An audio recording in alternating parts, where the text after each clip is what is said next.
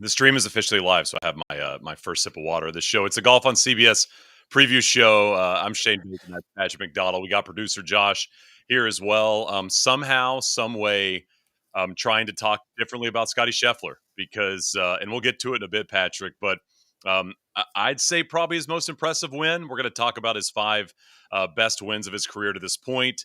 We're going to dive into some winners that didn't win. We're going to talk about biggest disappointments from the week at the Open. But Patrick, I want to let you kind of take it off the bat.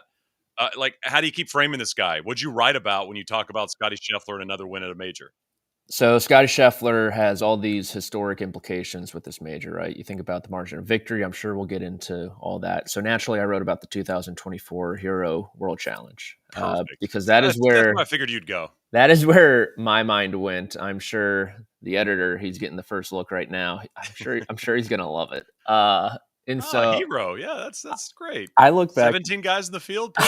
I look back to that tournament, Shane, and I see a Scottie Scheffler who's won 8 times already that year, a Masters, FedEx Cup championship, just came off the President's Cup as well. First guy to go back-to-back at the Players. You see the emotion at the Olympics as well, gold medalist. And he goes, I can still get better. I can still get better at golf. I know I can get better at golf. He introduces the claw grip that week. Breaking news there. Wins by half a dozen strokes. And you're off and running. And you go, okay, what's the difference between this week really and his other Open Championship appearances when his ball striking, his tee to green game was still world class? And it's the putter. It's the putter. And I go back to that Hero World Challenge, the hit and giggle in the Bahamas that doubles as a vacation. And I see Scottie Scheffler. Such a good trophy. Gosh. So good. Amazing trophy. And I just see a guy who's at the top of his craft, a guy who other guys in his position would be like, man, I just came off an 8-win season. I'm going to the Bahamas. This is going to be great. And he's like, I can still get better. I can squeeze more out of my game. And I think that really describes Scottie Scheffler inside the ropes. I mean, who does it remind you of, right? I mean, guys are having historic seasons, winning 3 slams in a year, and they're wanting to change their golf swings. I mean, this is a guy that obviously had a game good enough to beat anybody, anywhere, anytime, wins the Masters, very good player, has this crazy good season that really kind of defined who he was, and to your point, trying to improve, and obviously did it on the greens. This week, Patrick, first in approach, second in putting, 78% of greens hit, averaging 320 off the tee.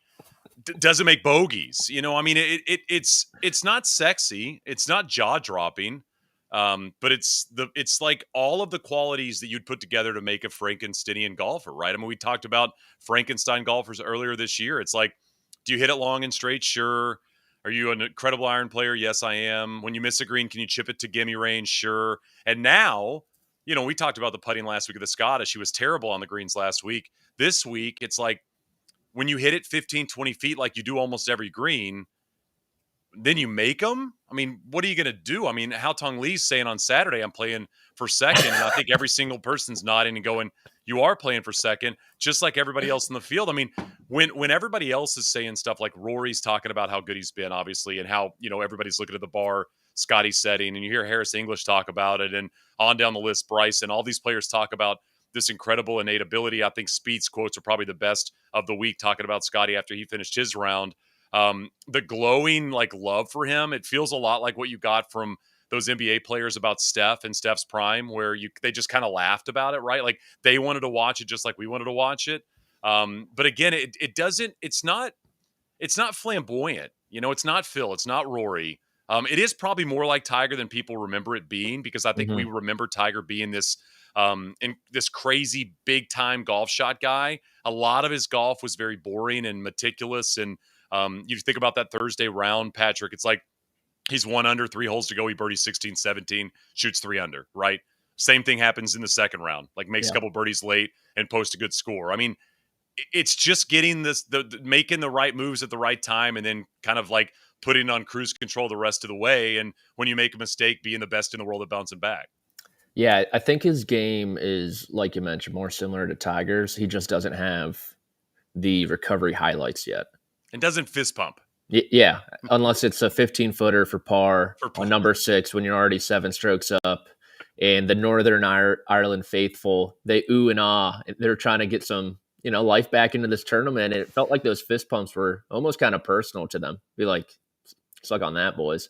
But I think back almost to Saturday, Shane, where there's some hope in this tournament still. Matt Fitzpatrick was tied for the lead, had that chip in on 2, and his shot making on 6, 7, and 8, that to access the back right pin on that par 3-6 was disgusting. Eagled 7 and birdied 8, and like even then, with 27 holes to go, 28 holes to go, you're like, this one's curtains. I mean, it was curtains. We all know it. Yeah. I mean, we all know it's over. I mean, that's the comp, right? Like the comp is, it's like those tennis players early in Grand Slams that are way better. The Djokovic's and the Federers and the Nadals, and now the Alcarazes or the Sinners. It's like, if you don't win the first set, you have no chance.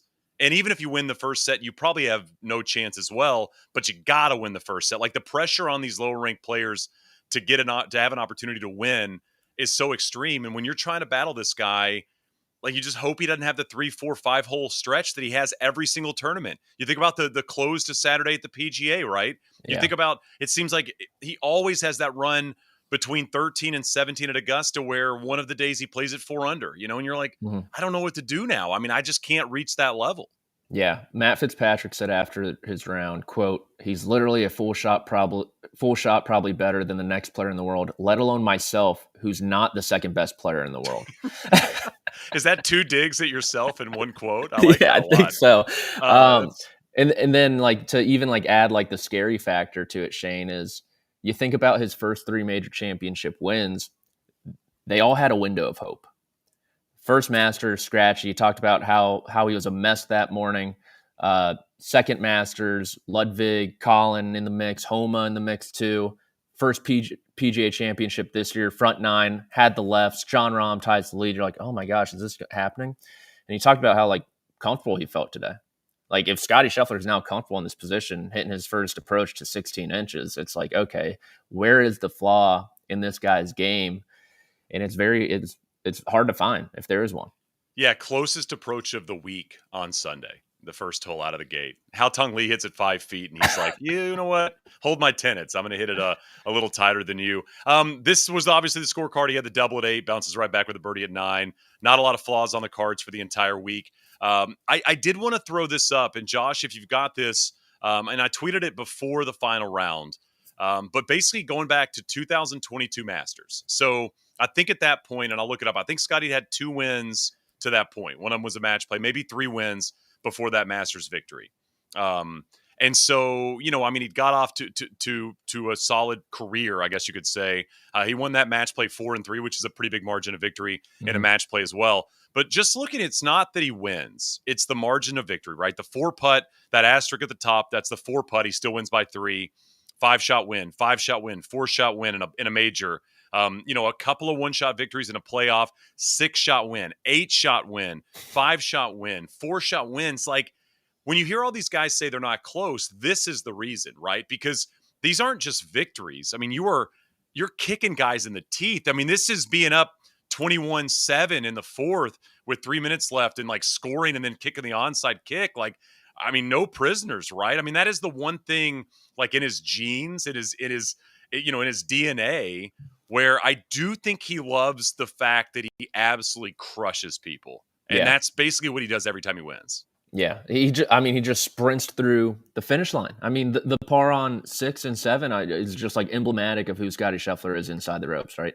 Who is throwing fist pumps up a freaking touchdown? Not many people. Right? Like, this is great. Yeah. Like, let's be respectful. It's like, no. I made this par from 12 feet. I mean, I'm loving it. It's 4 majors, right? I mean, I think we do this a lot, Patrick, and I want to ask you this question. Guys win a couple majors. Xander did it last year. Obviously, we did a lot with Rory, did it with Spieth, did it with JT, did it with Brooks. We've done it throughout people's career because a lot of the time when you're this good, we don't have anything else to talk about, right? Yeah. So he's got 4 majors. He turns 30 next year on Sunday of the U.S. Open, which is hilarious. So if he wins the Grand Slam next year at Shinnecock, that will not only be on Father's Day but also on his birthday when he turns 30 years old. What's the number? What's like a realistic Scottie number at 29 years old and has this complete game where when he doesn't drive it well, that's okay. When his irons are always there, so I guess that's not really something we could debate. The irons and the chipping seem to always be there, right? Yeah. Putting pops up every now and again. It's been way better this year. The driving has been worse this year, but obviously can be a weapon. Like, what's a realistic Scottie Scheffler number that we should be looking at? So I start this with saying, how many Masters do I think he's going to win? I think he's got at least 2 more in him with how well he plays Augusta National, right? So that'd put him at 4. That would put him at 6 overall. Yep. I think he's going to get a U.S. Open. I just do. Probably next year, if we're being honest. It's like, no, I was at a wedding last night, Shane, and someone goes, is Scottie that much better than everyone, or does everyone just suck? And I was like, no, he's that much better. Like, these guys are still very, very good at golf. And he's like, it's this guy who like only watches like Sunday, maybe. Yeah. And he's just like, nah, you're wrong. I think everyone else just sucks. He's just, and you're like, no, look at what these guys are shooting. Harris English. I mean, like the way he's playing on Sundays at these majors, like they don't suck. They just can't keep up. It's like trying to run with somebody that's a marathon runner and you're good at the 4 mile mark. Like you're going to lose, you know? Yeah. I'm going to say 10. Let's get to 10. Wow. Let's do it. Let's get 10, weird. 10 is a lot, Josh. I know this is kind of unexpected, but if you can rip up that Wikipedia page on the most major wins, I just hope he doesn't play baseball. Golfers, right? That was the comp this week. 10 is a lot. It's a ton. I don't know if I'll go 10, but I do think the number for me is 8, and that's Tom Watson. Okay. When you look at men's majors, obviously you got Jack at 18, Tiger at 15, Hagen at 11. Couple guys at 9, and then you have Tom Watson at 8. To me, that number is realistic. If you're Tom Watson at 8 alone, only guy that has the number at 8, I think that's where I'm going, is double the number he's got right now. I think it's where I'm sitting realistically. Okay. And I will say with Scheffler, I feel like he's not going to be a guy who's playing, like he's in the Masters forever, right? He's in the PGA. He's in the Open till, 60? Yeah. He'll probably be done at 50. I mean, if not earlier. Yeah, exactly. So that does, like, he's not going to have that late Tom Watson run or anything like that. So that does not help my case, but I'm at 10 because I mean, I there's the list, double digits. And again, I mean, you think about unattainable numbers. I mean, I think double digits didn't seem like something that was going to happen in this era, even with Rory bursting on the scene. I mean, I'm sure if we'd have been doing the show in 2014, we would have said something similar, right? We would have said 6, 8, 10, 12 for Rory, considering how much he was winning at that crazy early age, right? This is happening a little bit later for Scottie, but it just seems like the sustainability for Scheffler it's not just the wins, right? It's every major he's going to be in the top 5, and he's going to have an opportunity. Had a couple of losses where he's been a shot back, and I mean, you know, a couple things go differently, and he could be at 6 right now, which is again kind of an insane thing to talk about. I did want to bring one thing up because we were talking about his putting. And the strokes gained putting for the week. This might be one of the wildest strokes gained putting lists of all time. Because obviously Scottie's not a guy we know in terms of putting. Harris English is the best in the field at putting, past Scottie like the last second.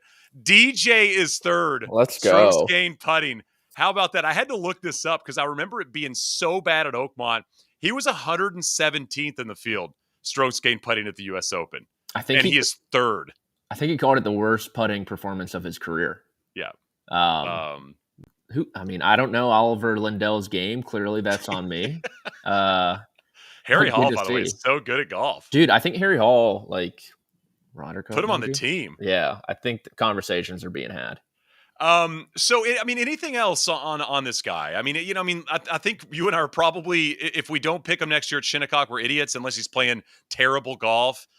He would be the first Golden Slam winner if he wins the U.S. Open. Obviously, all the slams plus a gold medal.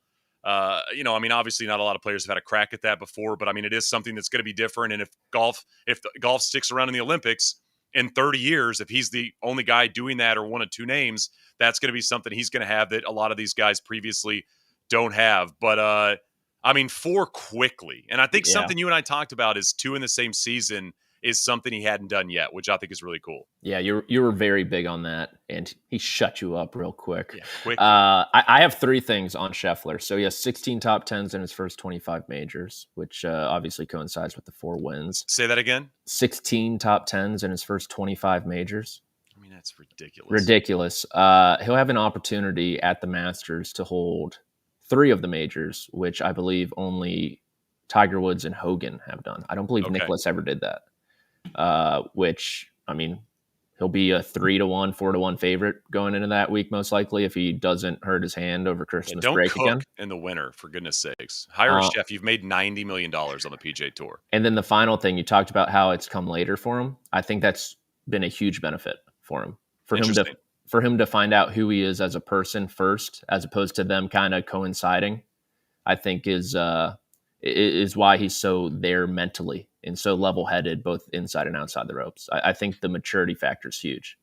Anybody else in terms of that top tier list you want to talk on? Rory, I mean, he didn't have his best stuff. I thought he played solid enough golf. I thought it was fun to kind of watch him. It seems like he's in a better place. Like, just seems a little bit happier than he was when he was being a little cranky a couple of months ago. So that's nice to see. Hao Tong Lee, by the way, I mean, plays himself into the Masters with that finish, which is cool. Yeah. And we'll get to winners that didn't win in a bit. Hao Tong's on my list. But anybody else you want to hit on before I hit you with a couple of my random observations from the week? No, hit the random ones. I have some too. All right. Sergio's shoes on Sunday. Did you see these things? I did not. Oh, man. Does Josh have them? I think so. I don't know what brand they are. We've been on Sergio before in terms of the outfits in the past, but the shoes, he broke his driver on the second tee. Mm-hmm. I've broken clubs back in my day when I was younger. I don't know if I've ever broken a club till I got to the back nine. Second tee's tough. You're having a bad warm-up session if you're snapping a driver on 2T. You've made 3 swings on the day. And that's your first driver swing, probably. Yes. Not many guys were hitting driver on number 1. Yeah, that's a great point. I mean, you're just, it's done so, right? Going. Bryson's last 54 holes, obviously played terrible in the opening round. I got a comp I think makes a little bit of sense. I want your thoughts on it. When Rory shot 64, there you go. Look at those things. Those look like counterfeit Nikes almost. Yeah, those are they probably are like $2,000 too. Like you buy those in the Hong Kong lady market, and they're not even taking you into the alley where they have the good stuff. Those are in front of everyone. And don't look past the Sergio move always of getting the matching belt to your shoe. So he's got the red belt on as well. And don't sleep on the glove where the fingers are different colors. Like some of those gag gift gloves. Like he has 2 that are red, 2 and 3 that are white, I think. Is that right? It's just, I mean, listen, man, wear what you want to wear, I guess. I mean, I'm sure there's stuff I wear that he would absolutely hate, but maybe not my favorite look I've ever seen. So Bryson, last 54 holes. In 2022, when Rory shot that 64, and he came off and he said at Augusta, and he said, "This is the first positive experience I've had at the Masters." Remember when he said that? And he said, "Now I'm happy leaving this place, and maybe this can lead to something good." Obviously, it took a couple of years, but obviously got the victory. I do wonder if Bryson has that same vibe leaving this place. I know the wins weren't up, but this is a guy that has not played well on any links golf course, right? Really has not played well in an Open Championship. Over the last couple of years, really since he's kind of changed the way he goes about his stuff. He played awesome after that opening round, and I'm hoping that this could push him toward more success in the future in and around Open Championships, because it feels like he should do well at St. Andrews. He should do well at places like Muirfield. Like, he can overpower these golf courses like we saw John Daly do back in the day and Tiger do earlier in his career, even Phil Mickelson at times. And so I'm hoping that, like Rory in 22 at Augusta, this is something that he can leave this place going. I can't wait till next year's Open, next year's links golf season. Yeah, and Birkdale might be good for him. Spieth was talking about it afterwards, how he felt Portrush and Birkdale, it's more of an aerial attack than the rest of the places in the Rota. And so he's like, yeah, I thought that helped me there in 17. That probably helped someone like Bryson too in that regard. So obviously sensational final 54 holes, but like you mentioned, conditions were a little bit down. But I mean, we've had dry, windless Opens plenty of times before. So if he shows up like this again and doesn't have it the first day, definitely in the mix. What do you have in terms of a random observation? You got anything else? I do have one style one. I have actually 2 style ones. I think are we style gurus now? Is that who we are? Yeah, we're just making sure. What's the guy's name on Twitter? Dye Work. Guy Dyework, something like that. Look him up. We're coming for the throne, pal. Look him up. I've gotten into it with him once Oh. over 2023 Ryder Cup when they wore the loafers and they had the farmer's tan. Yeah. He kind of stole some of my content, kind of like nuclear golf. So everyone wore blue today. It felt like everybody. Yes, everyone. Goddard wore 4 shades of blue. Same with Fitzpatrick. I think they so much blue. Their waist size probably completely different ends of the spectrum, but it felt like they might have misplaced their pants, even though they're not the same sponsors. There you go. Thanks, Josh. Speaking of pants, has John Rahm always been a purple pants guy, or is this just a Legion 13 thing? It feels like it's been new this year. I'm really into it. Like more than once, which you don't typically do for a major championship, I feel like. I think that is probably a Legion 13 Grayson thing. And then here's my biggest one, Shane. Actual golf here. Number 4, the OB hedge on the right side of that. Did you see any of those shots? No. Lucas Glover today legitimately bounced his ball off a hedge that was out of bounds back in play. It happened multiple times. Get out of here. This hedge on the right side of 4, because you got to play a bit more aggressive on 4. You go to the right side, you open up that green. If you go left, you can't see it. And so it was kind of just in YOLO mode, Leroy Jenkins.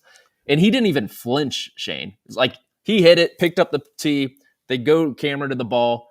Boom, boom, off middle of the fairway. So he knew what he was doing, clearly. So it's like backstopping, but with a hedge. Correct. Yeah. Hedge stopping? Hedge stopping. Okay, there you go. I like that. A couple more I got. DJ, a decent shot. This was his last Open. I mean, you think about it, his exemptions ran out. I don't see DJ being a guy that plays qualifiers. He could have a top finish at the Masters or something and get in. But he's 41 years old. Seems like the best of DJ's behind us. Mentioned the putting, which was cool to see. Made the cut. I think he missed all 3 cuts prior this year in terms of major championship golf. So if this is the send-off, obviously had a really good chance, against Darren Clark to win a Claret Jug, and has been a proper player in terms of ball strike and iron play. Seems like a guy that probably should have won an Open at some point in his career. But if this was going to be the last one, it was a good week for him. He played solid golf. This is the best golf we've seen Dustin Johnson play in 2.5, 3 years. So if nothing else, that was nice to see. Dang, that wasn't even on my radar that it was going to be the last one. But I did read. He talked to Gabby after one of the rounds, and I read that. But dang, I mean, DJ's a peach, man. All timer. That's a bummer. On the other side of things, not as good. Patrick Cantlay's major season. Oh gosh, yeah. I mean, Patrick finishes T36 at Augusta, missed the cut at the PGA, the U.S. Open, and the Open. He'd had 4 missed cuts in his career in majors before this year, and he missed 3 of 4 cuts. Yeah, this is not good. Is he on the Ryder? He's not going to make it in the Ryder Cup team, is he? He's on the Ryder Cup team. He's on the team. He is on the team. He's got to be on the team. Is he playing awful, or is he just playing poorly on the biggest stage when everyone is looking at him? That's just why like quoting me. I don't know. I'm just doing. It's like Joey and Friends. No, he is playing fine enough to be on that Ryder Cup team because he got the Xander comp. He finished 3rd there at Bethpage Black in the 2000 PGA. It seems like that everyone's using for Brooks. He's a different guy. That's like saying DJ should be on the team. He played well against Brooks at Bethpage. DJ did say he'd like to be on the team too. Everyone would like. Well, to be. I'm sure that I'd like to be on the team too.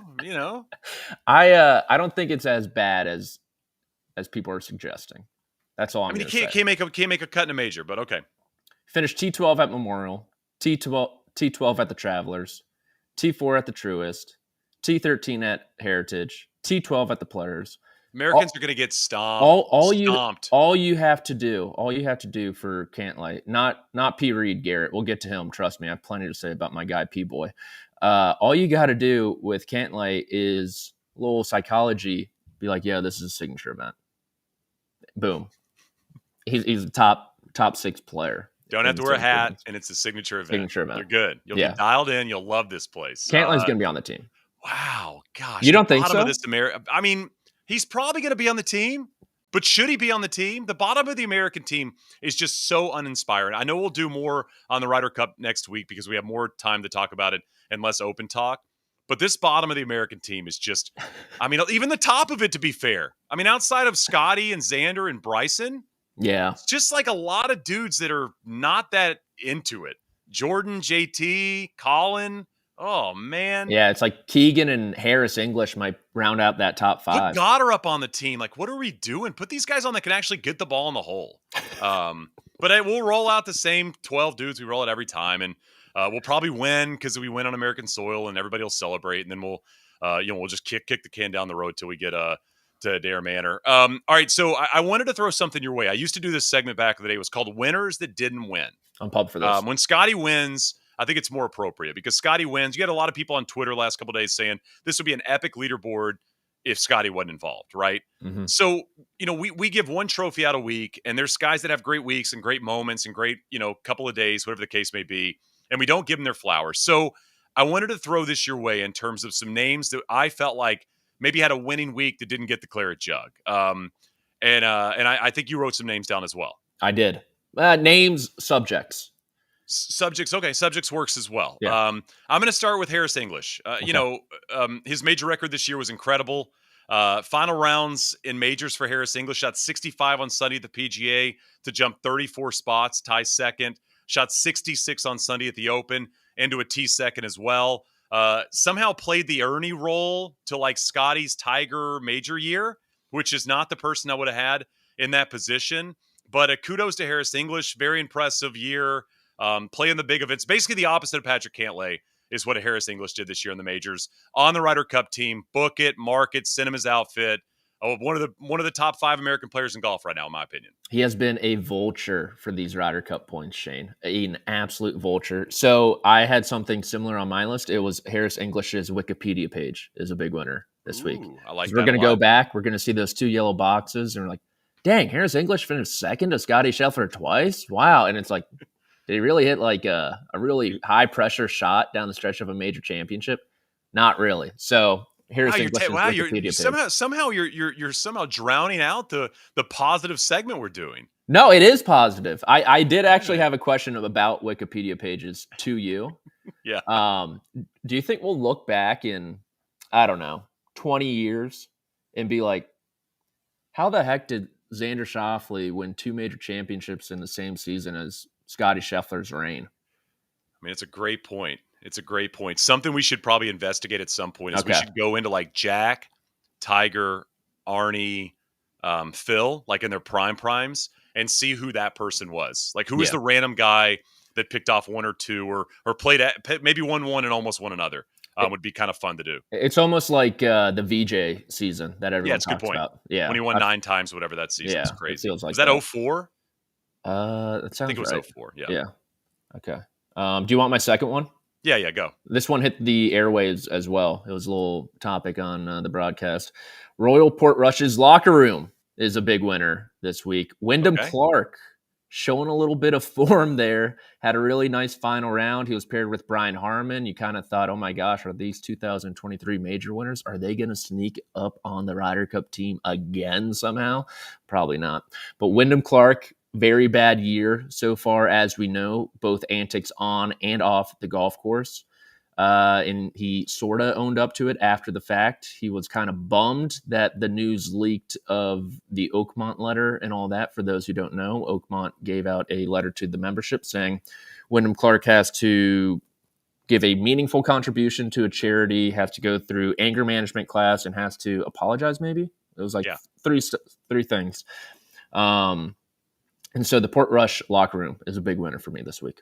Yeah, totally. It seems from all reports, everything's together, which is nice, and I'm happy about that. I think that was a good one. I mentioned Hao Tong Lee. I think the finish, 15-17, gets into the Masters. Going to be his first Masters start since 2019. A winner I had Goddard up as well. You basically could retire on the 2 weeks he had in across the pond, which was awesome. And then the old guys, like Justin Leonard makes the cut. That was awesome. Phil shoots 4 under on Sunday, made the cut. Got to love that as well. And then, DJ's the same age as me, so I don't want to say old guy, but just a good week. So I had kind of the old guys in there as well in terms of the winners. I like that one. I believe after the first round, 7 guys, 44 and above, were under par out of the 20. Okay. which is pretty cool. Like Lee Westwood, Zach Johnson was under par, I think, too. Interesting, Like, yeah. dude, at the time, I was like, is Zach Johnson going to have the best major season in 2025? It's gonna be like the third best major season. He like plays great at Augusta, and it's like, here he goes again. This guy's just like, I mean, he obviously plays these two majors well. So Yeah. Hao Tong Lee probably going to be on the PGA Tour next year, too. I think he okay, entered the week inside the top 10 of the DP World Tour who gets the card. So probably shored that up. He was sort of on my list. That clothing brand, I've only seen two people wear it. which one is it? Descente. Yeah, is that what Xander wears? Exactly. A lot of airtime today for them with the zipper collar up, which Man, that's a throwback. which is a move. So yeah, that was early 2000 stuff right there with the zips. I used to have those. That was like the first Nike iteration was the zips, and I used to get those baggy sleeves, the zip top. Yeah. Okay, I might have to go to a vintage thrift store or something and look at them. You could pull it off. Hot mics were another winner for me. Yeah, big time. Smiley Kaufman apologized. He shouldn't have apologized. Smiley, come on, eat that. Can I tell you this? I broadcast golf occasionally. Never apologize for hot mic. I never do it. Okay, like not for me. Not like I'm saying something I shouldn't say. I mean, I'm sure I have before. But when it picks up a player saying something they shouldn't have, never apologizing. They do it all the time. You've heard the F word before, man. It happens on this planet. You've gone to a baseball game, you've heard it. Like maybe you don't love it, but it's part of life, and it's going to happen again. Yeah, and so I was watching the World feed all week, which is awesome. And I mean, those mics were red hot. It's like we were at the equator, it seemed like. And then final one is Rory's content consumption. It seems like every major championship, it's a great call. We had something new with Rory. He was reading He was reading that one book. It was John Grisham at the Masters. Devils wears Prada, of course, with Anne Hathaway. Who's the lead actress in that? Oh gosh, man, Shane. A big blind spot of mine is I confuse famous people all the time. Lead actress in Devil Wears Prada. Is it Meryl Streep? Yeah. It is. Yeah. Oh, let's go. Okay, yeah. Anne Hathaway in that. Anne Hathaway. Yeah. And then the dude from Entourage is in it. Adrian, whatever his name is, right? Adrian. He's the boyfriend. He's the boyfriend with the hair. Oh, Vinny Chase. Yeah, and they're apparently they're doing a second one, and he didn't get the nod. He got cut. Oh my gosh! So hey, the star flames out for us all, man. It all flames out at some point. Thank God I have you on this show. I didn't know any of this. Dang. Okay, I'm gonna have to go on some forums and leave some anonymous comments. Get on your Reddit after this. So obviously, Oppenheimer was the movie this week. Felt like Scottie had a appointment viewing to his own version of Oppenheimer, playing with Hao Tong Lee today. That guy was every which way, it seemed like, but. I enjoy hearing what Rory's watching. It's all over the map. Yeah, so this is funny. About 2 years ago, I had this idea to pitch to Rory of doing a book club podcast. Him and I do a book club podcast, no golf books. The only golf book we do is the last episode of the year. And as this stuff has started to sprinkle out, I'm like, dude, I should have like really hammered him on this because I think he'd do it. I think he'd be into it. I don't know if that company that's on his bag that they talked about a lot all week would care to be involved, but I just feel like he would like to spend time talking about that kind of stuff. I feel like he'd be into that. Yeah, I felt like when he did the no laying up with Succession, like all time. Yeah, he did that on the trap jar or something, and it was great. Yeah, like all time. Yeah, he'll definitely do that. Like when he gets like older and his kid's like out of the house, game. I remember I had Rory on my first ever podcast, and I asked him, he was injured at the time, and I said, hey, if you weren't golf, very, very, very normal, simple question we all probably lean on more than we want to. What would you be doing if you weren't a golfer? Yeah. And he's like, probably like this. And I was like, oh, okay, there you go. Good to know. That's fun to hear. Sweet. So winners didn't win into maybe people that did not win.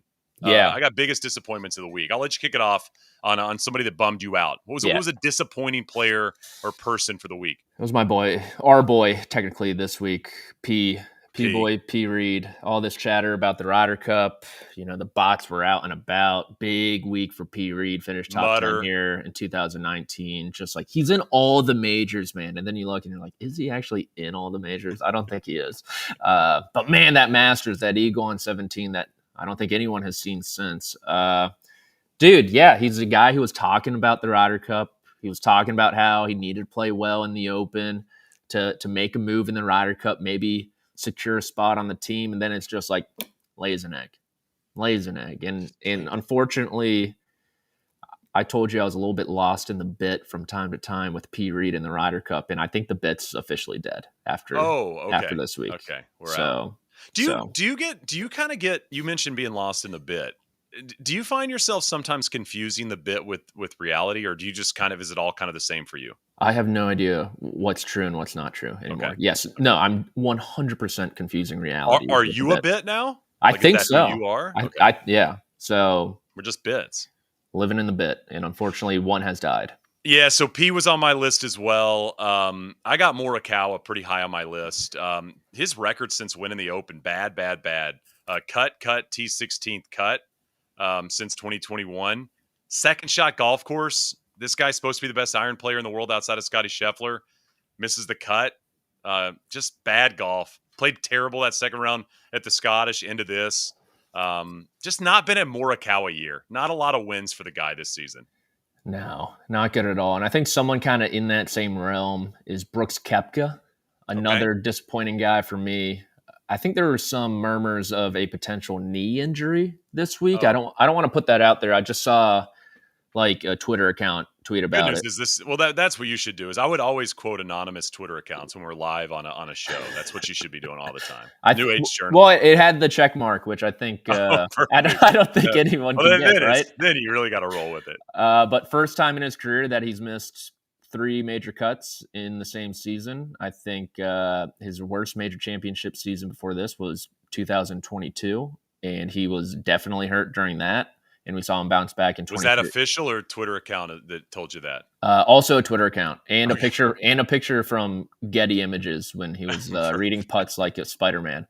But really, after his win at the PGA, he had T17 at LACC and the T12 at Oakmont, and it's been a whole lot of nothing. It's been nothing. It's been like one round. It's like, oh, Brooks is back, and so, unfortunately, I don't know where to go with him. And I think I was kind of surprised when the broadcast said he was 35, which I know he's as old as Rory, or just like a little younger than Rory. But yeah, I think 1 year younger. I always kind of group him more in like the JT Jordan camp for some reason. Yeah, and you know, when you turn it on Thursday morning, I remember I got up. I think I set my alarm on Thursday at 5 a.m. because that was kind of when the big group started to tee off. And you flip it on, that was when it was like Phil and Lee Westwood, which was wild on Thursday. But Koepka was a couple under. And you're going, okay, well, this will be fun. Brooks being in the hunt, here we go. And that was about all she wrote. That was pretty much the only time he played any even decent golf of the week. The last one I got, and listen, we got to talk about this guy. Biggest disappointment, Joaquin Niemann. Now, I'm done with it. I'm done with the discourse about him. This is not a serious golfer. He's a very good golfer. He backdoors a top 10 at the PGA, and we all freak out like, here we go, floodgates opening. And then he immediately misses the cut at Oakmont and Portrush. He can win on Live, that's fine. He can win occasionally at places, that's great. But this is not a guy that's a realistic contender in major championships, and we got to stop talking. This is a golf course he should play well at, this place, and he misses the cut. Honestly, he should play well at Oakmont too. Yeah, I got at Oakmont. Hand up. I got. Put him. I think I'm done picking him. Like my top 10 in my power ranking. We're done with this. Shane, you'd be proud. He wasn't even in the power rankings this week. I don't know what it is. It's like, you're right. Like, he has unbelievable control of his golf ball. He can work it any which way. You see like videos of his stingers. I remember it like so vividly, the way he got around Riviera when he won the Genesis over Victor and Colin. Like, that tournament should be a launching pad to major championship contention. It's a major golf course. Yeah. And it's like nothing has materialized from that, or like other great venues. Like, where did they play in Singapore? The Sentosa Golf Club. Like, it just, Sentosa and Riviera, you would think translates to Royal Portrush, but it's basically the same golf. It just hasn't. I'm with you, man. Yeah. So I'm done. We're not talking about him again until he does something. If he top fives in a major, we can get him back into our rankings and conversations. But outside of that, I'm not talking about him in majors anymore. And also, I'm gonna go down as maybe if freezing cold takes like penned a tweet, the Phil tweet might need to be the top pinned freezing cold tweet about Scottie not winning and he might not be the best golfer in the world. And obviously, I think the assumption there was it was Joaquin. Out of my face. Don't want to hear about it anymore. Okay, so those were the bummers. Something that has not been a bummer is the fact that this Scottie Scheffler guy, in a very, very, very short amount of time, has not just burst on the scene, but he's become the most dominant golfer and in some ways equal to the most dominant golfer we've ever seen play the sport. I think a lot of us, I mean, you heard Bones say it on the broadcast earlier in the week, didn't think we'd ever see this again. Can't believe we're seeing it this quickly after Tiger. And that's what we're seeing with Scottie Scheffler. So I tasked us with, of the wins, which have been the 5 most impressive victories of Scottie Scheffler's career. So you and I love to rank stuff both on and off the show. I'm going to let you kick things off here. What's number 5 on your most impressive Scottie wins list? Is that what we're calling it? Is that what we're going with? Mm-hmm. Yeah. Okay, go ahead. So I have 2. Oh, you did 2. Okay. I have 5A and 5B. Okay. Because I couldn't do 5. I technically have a 7th if needed. Have we ever just done 5? Like, have we ever actually done the assignment, or I feel like we're always going more or less? We're doing extra credit right now for producer Josh. But I'll just do 1. Screw it. I'll be kind. 2024 Olympics is number 5 for me. Wow. Okay. Because remember, and it could just be like only the final rounds on TV. That's what you're seeing and that's what you're looking at. Jon Rahm had a 5-stroke lead with 10 holes to play. Yep. And Scottie Scheffler, like you mentioned, he smelled blood in the water at Le Golf National, a place that has not been kind to American golfers in recent memory. And he puts together a sensational back 9 stretch. And I remember a shot, I believe it was 17, a very difficult par 4 up the hill. He's in the left rough. In the face control that this guy displayed with a long iron in his hand to hit it to 20 feet below the pin and knock it in. And it was like, oh my God, that should not be humanly possible. And so I think we'll look back and be like, Scheffler's first Olympic gold medal was like really when the Olympics took off. And we've talked about this a lot, how we think it's going to appreciate in value. So I did put that at number 5. Okay. What's your 5A? 5B? 24, 5A? The 24 players. Okay. Again, just unreal final round.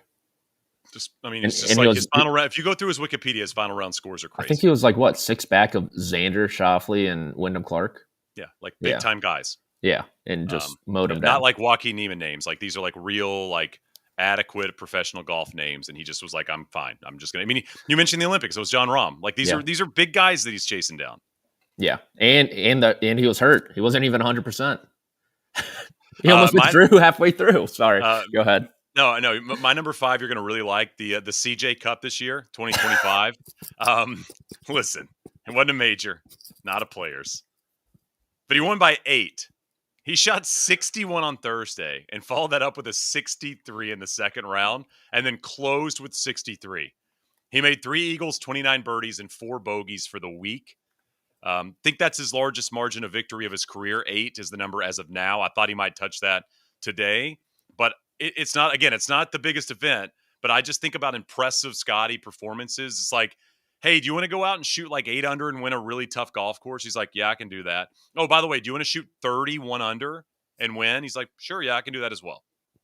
I think that front 9 on Sunday, Eric Van Rooyen shot 29 and made up no ground. None.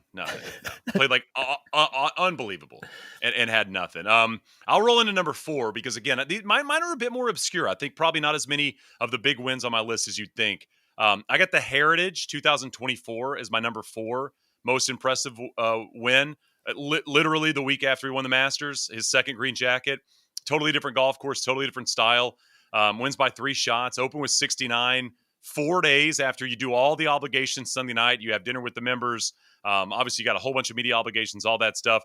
And then he goes 63-65 Friday and Saturday to take control on, again, a golf course that isn't Scottie Scheffler golf course. Like, this is a place where the guys that hit at 285 should win. And he's like, no, I'm good. I'll win here as well. Just impressive stuff from Scottie. And a reminder that he is he's different than the other dudes, in my opinion. Yeah, I believe he made a bogey on the third hole. He shanked it from the greenside bunker, and then his next bogey after that was in the first round. His next bogey after that was the 72nd hole Monday morning when they had to come back Sweet. early, which Sweet. Ridiculous. Just It's a good stretch. having to come back Monday morning too is always fun. My number 4 is the 25 PGA Championship, Okay. and this one's near and dear to my heart because I thought the Saturday run, the Scheffler Surge TM trademarking it. Sorry, Scotty. That was like some of the best golf I've ever seen in person. Like going around the Green Mile the way he did and winning that tournament Saturday afternoon pretty much was very impressive. And his first away from Augusta National, put it at number 4 for me. Yeah, one of my favorite Saturdays as well. Just the way he kind of slammed the door on people, and you knew it was over as we went into the final round, just like you did obviously today at the Open. I got Olympics at 3 for me. Oh, Shot 62, 29 on the way in. I mean, as you said, just like maybe the most impressive round of Scotty's career is that round at the Golf National. So number 3 for me is the Olympics. okay, cool. The way you reacted, I didn't know if it was going to be on it. So that is, It's okay. So for people that don't, we've mentioned like Wikipedia so much they should sponsor this thing. But for people that don't know, like all the PGA Tour wins on the Wikipedia page are in one grouping.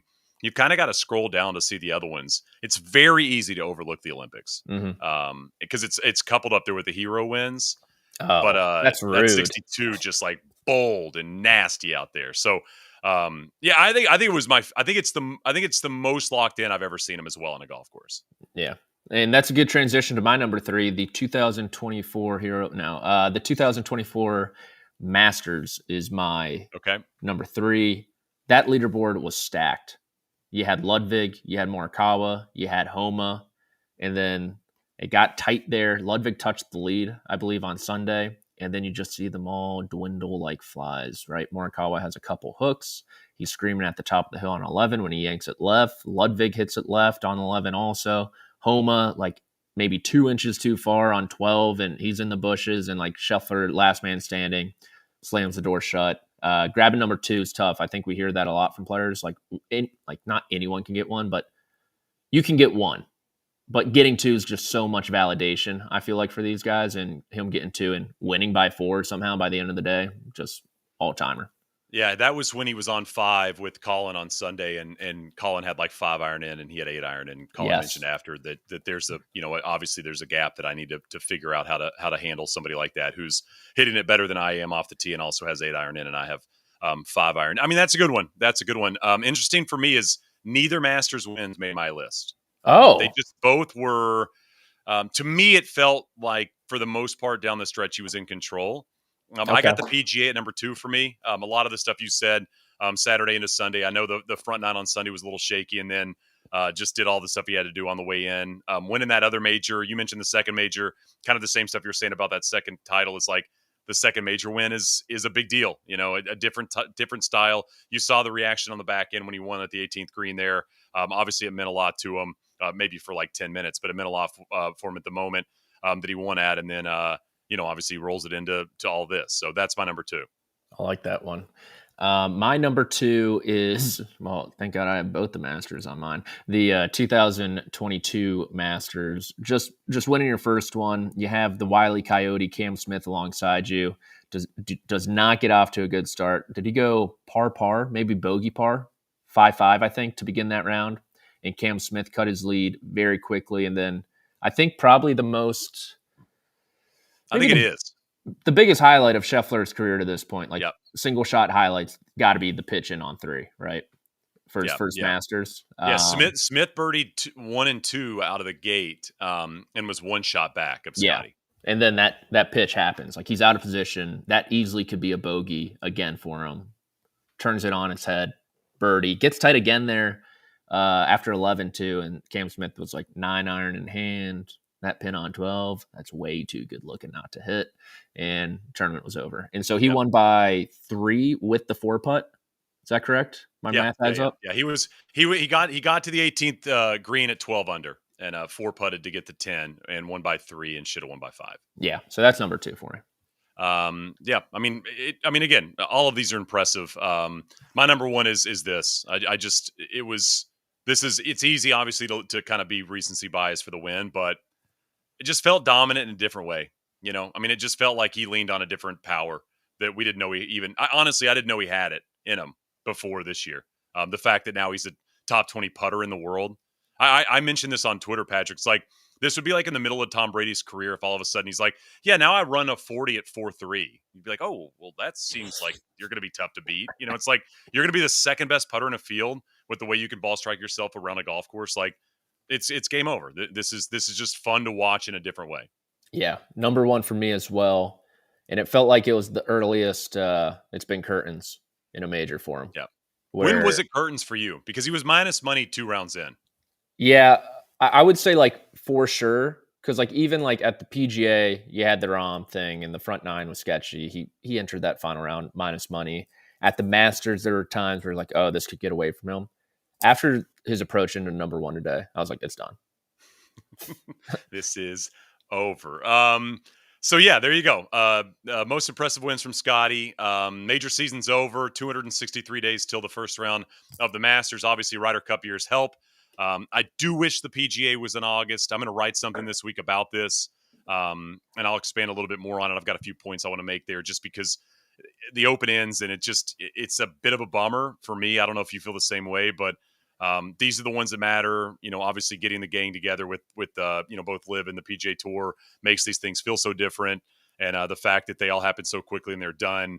You kind of feel left wanting a little bit more, but a pretty epic one. I mean, two Scottie wins, a Rory slam, and kind of a random way to finish it off at the U.S. Open was fun with JJ, and so I'd say a pretty good season. We're going to do some rankings, I think, next week on some of the players, how they did in the majors. We're going to get some grades on that and everything. But attention for the PGA Tour, Patrick, turns to Minneapolis. Woo! TPC, Twin Cities. 3M Open. Are you fired up for the 3M Open? I am jacked up. Jacked up. I'm looking at this field right now, Shane. Sneaky good. And, yeah, it is pretty good. I was surprised. And honestly, like, the Wyndham is really sneaking up on me. It's next week. Like, yeah, I mean, like the end of the season. There are 8 rounds left in the regular season. Yeah. And so I think we have the Barracuda going on right now, which could shake up some of the standings going into 3M. But you got big names trying to make the playoffs, like a Wyndham Clark. Tony Finau flashed a little bit there this week. I don't know what he finished at. Sung J Im's an interesting guy too, and then got Homa, McNeely. So I'm pumped. I'm pumped for it. I'm scrolling for Finau right now, by the way. In case yeah. It's never good when you start the scroll. And you're like, where is this guy? By the way, Ricky just randomly 65. Yeah, on around was nice to see. Best we've seen him play. But back to 3M. We're gonna do our picks. It is Sunday. We are days away from this PGA Tour event, but I feel like any of these events post major on Sunday, once it wraps up, you go, they got another event this week, and then you get to Thursday and you get excited to watch it. So I'm sure by Thursday we'll be dialed in for TPC Twin Cities. My can win list, basically everybody you named is pretty much on my can win list. I got Tony. I got Tom Kim. Ooh. And I got Sung Jae. I love Sung Jae this week at TPC. Interesting. Okay. We'll have some sort of crossover with those names. My can win, I have Mav McNeely. Told me once he plays well around water. There's so much water on this golf course. Like so much. Everywhere. And he had a good week until he didn't this week. So is he gonna make the Ryder Cup team or no? We'll talk about it after he wins this week, Shane. Okay, perfect. Number 2, Ricky Fowler. Yeah, that's right. Probably a guy you don't want to pick on golf courses with a lot of water, with how he hits the driver sometimes. But he's got some building blocks. He's got some building blocks in his game. Yeah, you mentioned the final round there. He had a good run at Jack's Place, top 10. That's why he got in the Open. Why he got in Jack's Place, that's a conversation for a different time. And then my last one is Emiliano Grillo. Almost won the John Deere. I believe he's come close here the year that Finau won and Piercy had the blister and was playing with one shoe on. Grillo was also in the mix, so I like him too. And he had double shoes on, I believe. Those are good picks. I like them. No crossover on my can't win. On my can't win list, I got Wyndham. Played great this week. I got Wyndham and Goddard up. It's just a big ask, to fly across the world and be dialed and locked in once again. And then I got Cam Champ. I have Cam Champ on this list because he is a past champion and he is somebody that has played well around here. But week to week, year to year, day to day, round to round, you never quite know what you get with the guy. And so, as we've always said on this show, we try to fly as close to the sun as possible with our can't wins. We want to pick people that are going to finish third and fourth and seventh, but not win. So that's the reason you got some bigger names there for me. Yeah, this is going to be tough. Akshay, I think he get. No, he's not going to win. Brian Campbell, sorry. I like that you have a debate with yourself on these. Like, it's almost like you're just debating. You could do your own show. You're like Colin Cowherd. Yeah, Brian Campbell's out. No, if this guy wins 3 times in 2025, I will shave my head, I think. That's going to be the official bet. Right, there you go. Can we lock that in or no? We can lock that in. Okay. Yeah. Okay. 2025 doesn't count the fall if he plays. So Tour Champ. If Campbell wins before Tour Champ, we're shaving. We're going Rory. I'll give him Tour Champ too. He can.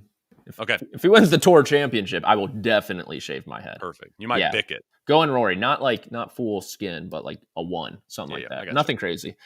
Clark definitely on the list. Finau on the list. And yeah, one more. This guy had a big week. A lot of work over the weekend. Kevin Kisner is not going to win. Yeah, he's in the field, huh? In the field, and he just finished top 10 at the ISCO, so could be like 2-1. ISCO broadcast back 3M. He honestly might be the hardest working man in golf right now. It's maybe not a it's not a bad take. I think it's a pretty solid take there in terms of somebody that's putting the work in. I got Sung Jae winning. That's my pick. I think Sung Jae's going to get it done. And my sleeper is David Ford. Ooh. Give me the lefty.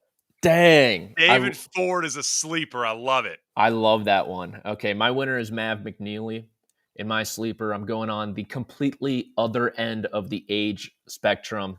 It is the 2023 U.S. Ryder Cup captain, Zach Johnson. He's going to throw his name in the mix for Bethpage. Wow, that'd be what if it was Zach Johnson and David Ford in the final pairing on Sunday? Appointment viewing. Ratings are just up and up and up.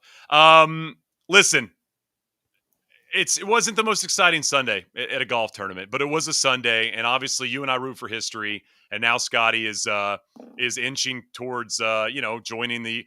I'll say this for Rory: you get this monkey off your back, and it's this amazing moment, and literally this guy does this now and has one major way, from joining the team as well.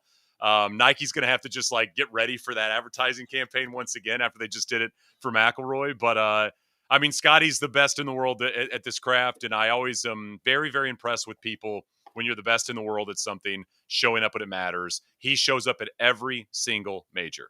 He shows up at every event, but he shows up at these majors, man, and he plays the best golf when it matters. And that, to me, is the definition of an all-time great. And I think Scottie's already there in terms of being an all-time great.